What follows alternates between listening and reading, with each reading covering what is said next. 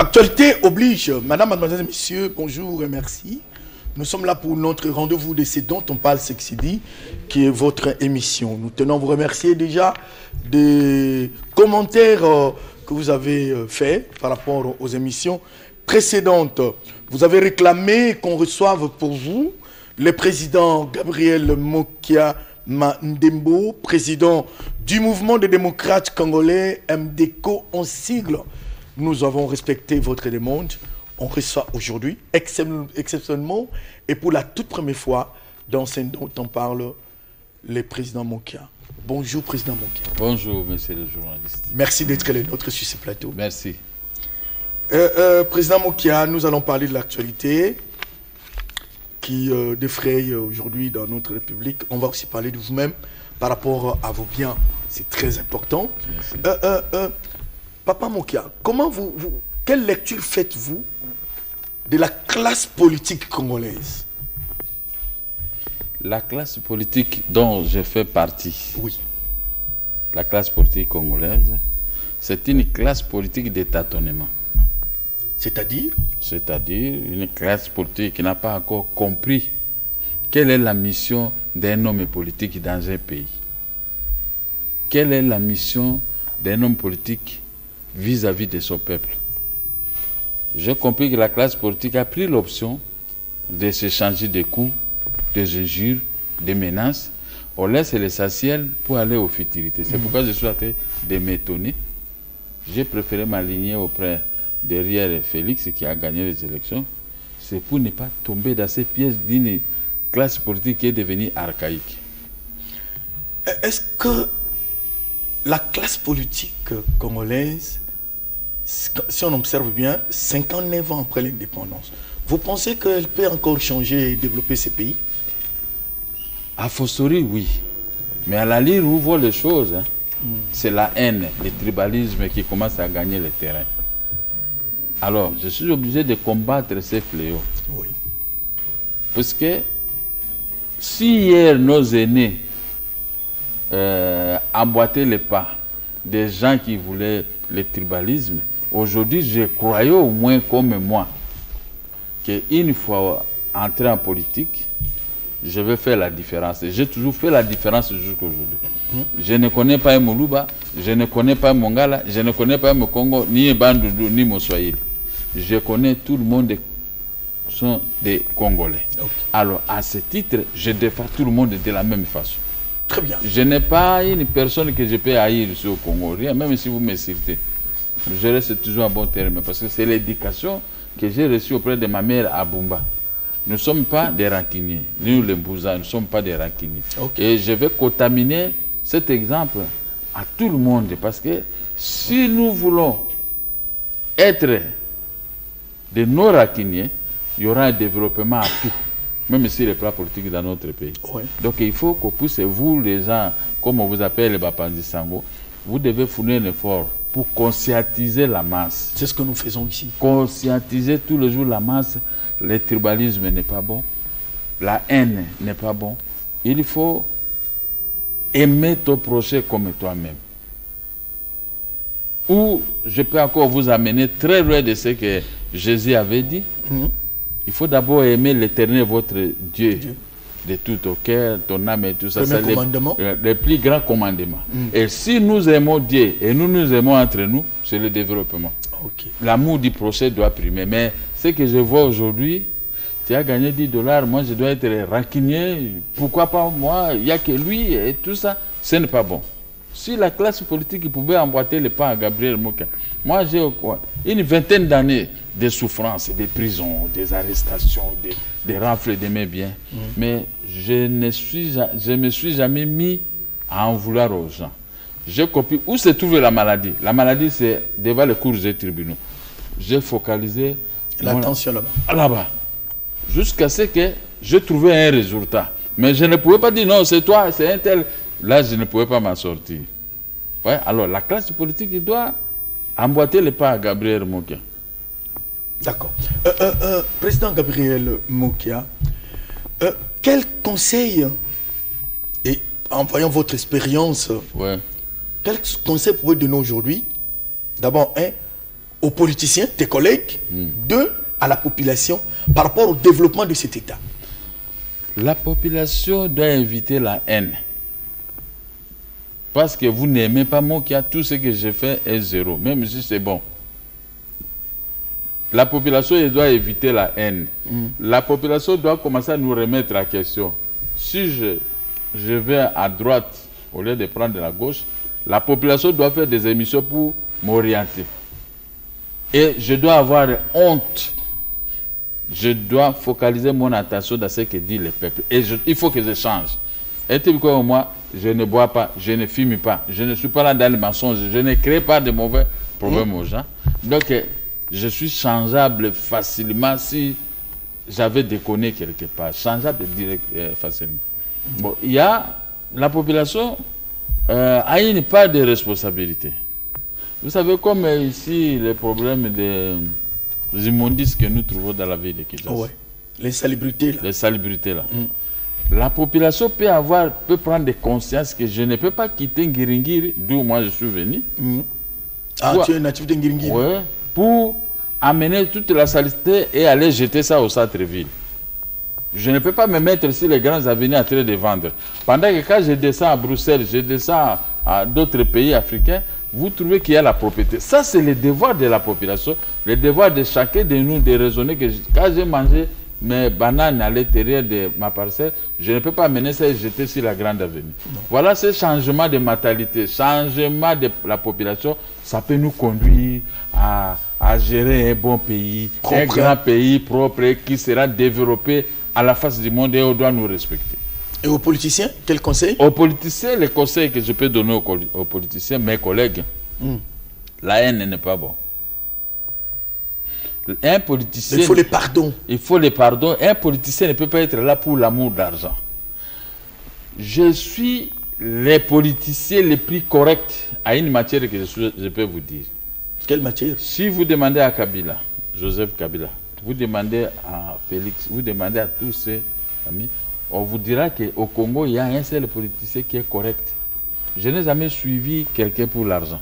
Je n'ai jamais été chez quelqu'un pour aller prendre de l'argent. Je garde ma dignité.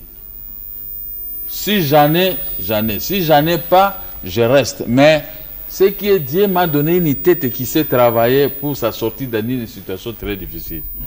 Et Dieu m'a formé depuis ma jeunesse. J'ai emboîté un métier, des affaires, et avec ça, je crée. Même si vous faites tomber $100, moi je ne peux pas prendre. Si je prends, c'est pour déposer ça à la commune. Avec un communiqué. Ça, c'est une éducation. Parce que j'ai été éduqué presque moi-même, parce que je n'avais pas de parents ici. Ma maman, elle n'avait pas la force. Ma mère était restée au village. Je me suis éduqué, j'ai dit, si je suis arrêté ici, qui sera derrière moi? C'est une famille pauvre. Pas de soutien. Pas de soutien. Si je n'étudie pas correctement, qui va m'aider? Qui va m'aider à la longue? Parce que la vie, j'aurai les enfants. J'aurai aussi la famille. Mais si moi je fais des aventures, attaque est née, c'est fini. Mais quand je me suis corrigé de moi-même, j'étais joueur. Et je faisais la boxe en Ngiringiri, j'ai abandonné et j'ai laissé ce métier de joueur. Ah, donc vous êtes un ancien boxeur aussi? Oui, un ancien boxeur et puis un ancien joueur. Ah, ok. C'est le joueur qui m'a amené ici à la capitale. J'étais trop petit, mais après on m'a dit non, il faut aller aux études, laisser ces choses.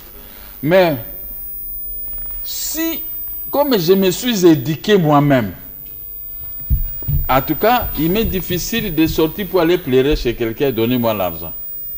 Mais je ne dis pas que c'est mauvais. Parce que, comme on dit, Moussapimoko, j'ai toujours besoin des amis aussi pour m'aider.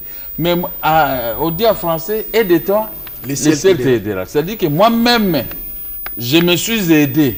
Si après vous me donnez quelque chose, mais c'était seulement un complément. Ça sera seulement un complément. Oui. Mais moi-même, déjà, je sais que je me suffis pour faire face à mes problèmes.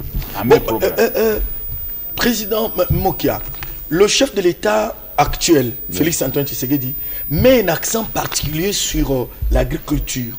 Quel peut être l'apport? Parce que vous êtes quelqu'un qui a eu des plantations, un commerçant de grande taille.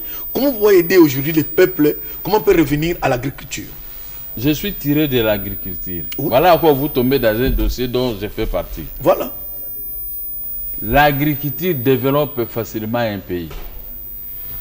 Parce que moi, je faisais le café dès le bas âge.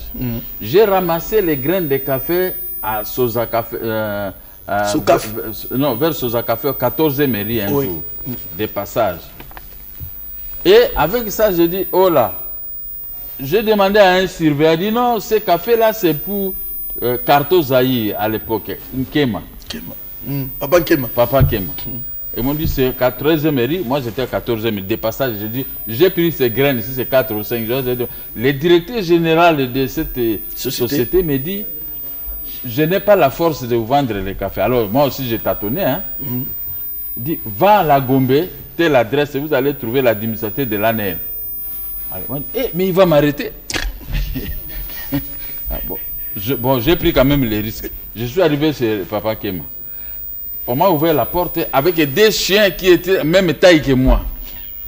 Et je suis atterri de la porte de mais si je suis venu mourir, qu'est-ce qui m'a amené dans la parcelle d'un monsieur de la sécurité? Avec des chiens comme ça. Avec des chiens. Et les chiens m'ont accompagné jusqu'à ce Nkema, avec un type à côté.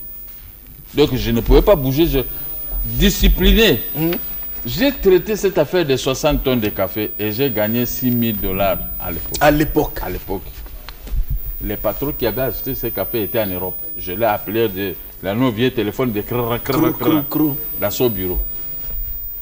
Quand j'ai eu l'argent, je me suis retrouvé un monsieur. Et j'ai dit, je dois aller à l'intérieur chez moi, là on produit le café. Voilà. J'ai commencé maintenant à chercher les cafés. Avec des plantations. Avec des plantations. Comme on dit, c'est en forgeant qu'on devient forgeron. Je ne savais pas pourquoi je me suis lancé dans cette histoire, dans cette aventure. Or que c'était ma vie. C'est le chemin que Dieu avait tracé pour moi. Oui. Et c'est parti. C'est parti. Alors, je vais à l'agriculture, je vais à l'intérieur, je fais des plantations, j'ai évacué les cafés des gens, j'ai acheté.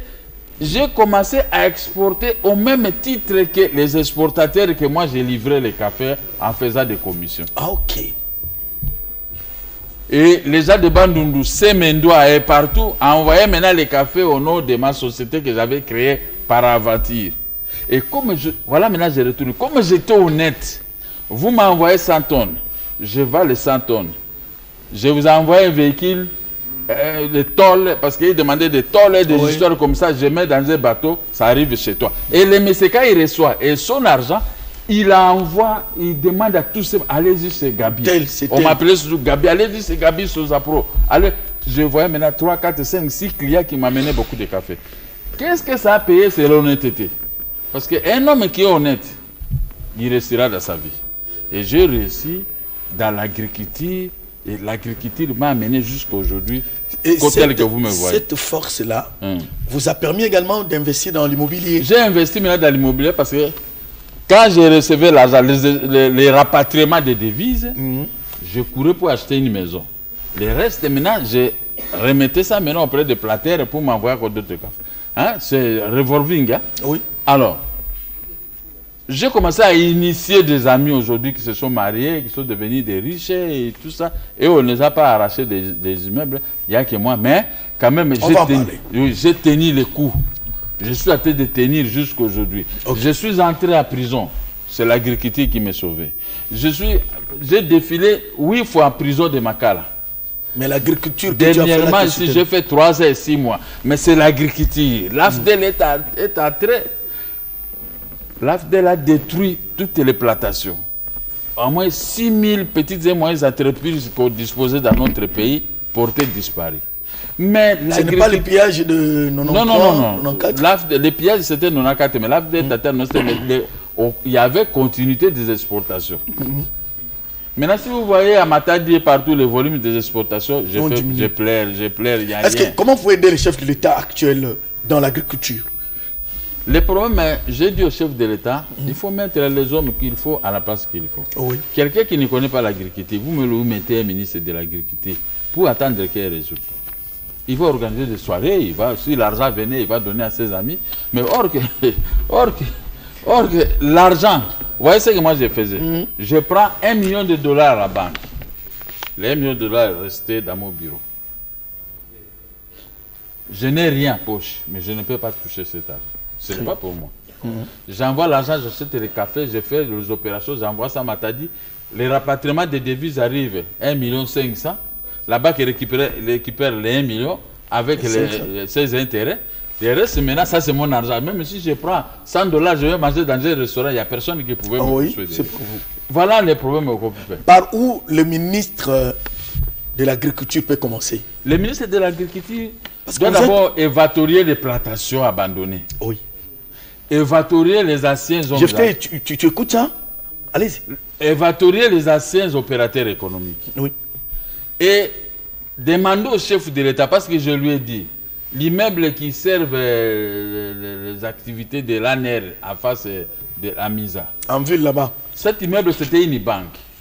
Le président de la République a la facilité d'évacuer les gens de l'ANER dans cet immeuble. Créer une banque de l'agriculture au Congo là-bas. Banque agricole comme on avait à l'époque. Banque de l'agriculture. De l'agriculture. Banque agricole, on nous a escroqué tous de l'argent là-bas. D'accord. Je n'aime pas à parler. Mais la banque de l'agriculture au Congo. On met là où il y a l'ANER en ville. Avec des sécurisales partout à l'intérieur. Maintenant, une décision gouvernementale de donner le crédit aux Congolais. Vous me comprenez? Et à conscientiser ces Congolais qui doivent recevoir des crédits, que quand vous recevez les crédits, il faut savoir comment rembourser. Oui. Ne prenez pas l'argent de crédit pour aller chercher des femmes et acheter des véhicules, pour des jeeps, pour chercher des carburants. Non. C'est pour la production. Là où tu peux construire une petite route à l'intérieur, l'autre aussi peut construire. Vous créez une route qui doit vous amener jusque dans le centre de récupération, là où de récupération des produits pour les amener à Kinshasa. Oui. Vous faites, moi j'ai fait, lui il fait, l'autre fait. Maintenant c'est toute l'étendue de la République qui doit commencer à recevoir des crédits au fur et à mesure. Et imagine-toi que l'État va commencer à récupérer 18%. Les banques récupèrent et tout ça. Nous aussi, les opérateurs économiques, on prend les restes, on continue nos opérations. Très bien. Quand vous remboursez, vous faites à quoi un dossier, on vous donne une ligne encore. Et vous savez, ainsi de suite. Le chef de l'État fera rage parce que nous avons une terre qui est fertile. Ah oui. Hein? Terre arabe terrible. Terre arabe. Et nous avons aussi une terre, hein, c'est ça qu'on dit. Mais la terre congolaise, toutes ces terres-là, c'est fertile. Une terre fertile peut vous donner beaucoup de moyens, de possibilités. Mais il y a en Europe, les terres sont un peu compliquées, il faut les engrais chimiques et tout ça. Mais chez nous ici, si je sors ici chez vous, j'ai même une mangue. Ça va pousser? Combien de jours? Ça pousse? Oui. Avec ça, le chef de l'État va tirer des dividendes. Et puis en plus, tous ces chômeurs que vous voyez sur les grandes avenues pourront disparaître. Parce que si moi, je n'avais pas embrassé l'agriculture, peut-être je devais être un petit chômeur dans les grandes avenues en train de demander Papa Nanzo Kanzala, donne-moi l'argent. Vous comprenez? Oui. Maintenant, tous ces jeunes-là, les jeunes seront employés. Les jeunes jouent des rôles. Les jeunes du Congo ici sont des services de sécurité. Ils peuvent être dans l'armée, dans tel service pour protéger. Les jeunes peuvent être des producteurs de l'agriculture, de l'apiculture, tout ça, ils peuvent fabriquer. Ce sont les jeunes. Tout à fait. Au lieu de les abandonner sur les grandes avenues. Ce qui conduit au Koulouna, aux autres. Non, tous ces Koulouna, c'est notre armée. Les Koulouna, comme en Israël. À Palestine, une femme qui met au monde des enfants directement, cette femme-là est heureuse. Prise directement en charge par le gouvernement. Parce qu'on considère que ces enfants, ce sont des services de sécurité. Oui. Mais nous pouvons aussi faire ça. Comme autant que eux. Une autre question, Papa Moukia, président. On observe que dans nos lacs, rivières, fleuves, surtout lacs, les poissons naissent, grandissent, vieillissent, deviennent vieux, et puis vieillissent, pardon, ils meurent, ils pourrissent. Pourquoi vous, les hommes d'affaires congolais, vous n'arrivez pas à investir dans ce domaine au-delà de l'agriculture, de la pêcherie industrielle et autres? Qu'est-ce qui vous manque? L'argent que vous avez là. Nous avons Chanimetal qui fabriquait les bateaux, vous connaissez. On a grandi avec vous, Isaac. Tout à fait. C'est une société qui est abandonnée.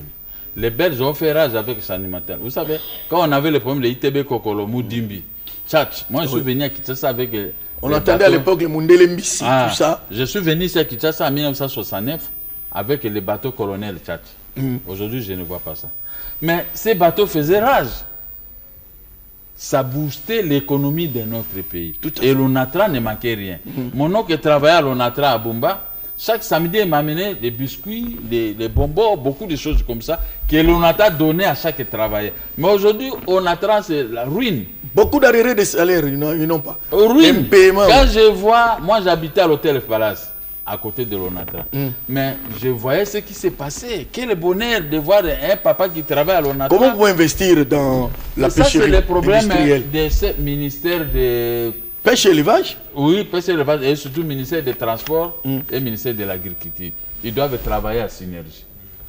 Le ministère des Transports a un grand rôle de remettre en mouvement Sanimetal. L'État doit se faire mettre les plus grands actionnaires là-bas. L'État doit mettre des moyens. Payer les arriérés de l'ONATRA, hein, les créances de l'ONATRA, payer les créances de la population qu'on appelle les dettes intérieures, et payer tout ça. Vous allez voir la reprise effective des activités dans notre pays. Il n'y aura pas, on n'aura pas fait, papa. Tout à fait. On n'aura pas fait. On aura même exporté. On compte sur les armes. Les armes ne peuvent pas développer un pays. Pour fabriquer, parce que nous, avec vous, nous ne fabriquons pas les armes. Mais nous voulons toujours utiliser les armes contre les autres ont fabriqué. Mais les autres en fabriquent. Ils vivent de ça. C'est pour nous faire tuer. Alors que nous pouvons fabriquer des bateaux. Ok. Nous pouvons fabriquer des choses qui peuvent pousser les pays à se faire développer. Si on remet en marche Sanimetal, on remet le chemin de fer Kinshasa-Matadi. Moi que vous voyez, avant l'entrée de l'AFTEL, vers les années 90, vous me trouvez toujours à l'ONATRA ici, jusqu'à 3 h du matin, je suis là, à l'intérieur de l'ONATRA. S'il y a un wagon qui est à panne, moi-même j'ai donné mon argent, au lieu d'appeler le PDG de l'ONATRA pour réparer, moi-même j'ai réparé avec les gens de l'ONATRA. Et mes conteneurs doivent atteindre à 5 h du matin la gare Kalakala de Matadi. Et pour être embarqué le lendemain le soir. Maintenant, ce système a engagé beaucoup de gens. L'ONATRA, comment on appelait ça, comment, même Franco, paix à son âme, le grand maître disait, mon orchestre, c'est l'ONATRA. Comment il disait ça? Parce qu'il faisait allusion à la grandeur de l'ONATRA. Mais aujourd'hui, quand je vois l'ONATRA, je passe. Je suis mécontent. Il n'y a pas de production à l'intérieur. Il n'y a rien, il n'y a pas de plantation à l'intérieur. Tout le monde devait focaliser l'attention que c'est Kinshasa et sur la politique. Je dis aux gens, vous ne pouvez pas faire la politique ça pour autant avoir même $1000 dans vos poches. Mais il y a des gens, ils viennent dans la politique pour avoir l'argent. Ils viennent poche vide pour s'assortir avec des maisons, des immeubles et tout ça. Mais vous pillez l'État. Vous pillez l'État et ça ne peut pas faire développer les pays. Ok, voilà, fidèles téléspectateurs, je reçois pour vous le président du mouvement des démocrates congolais, MDCO en sigle, le président Gabriel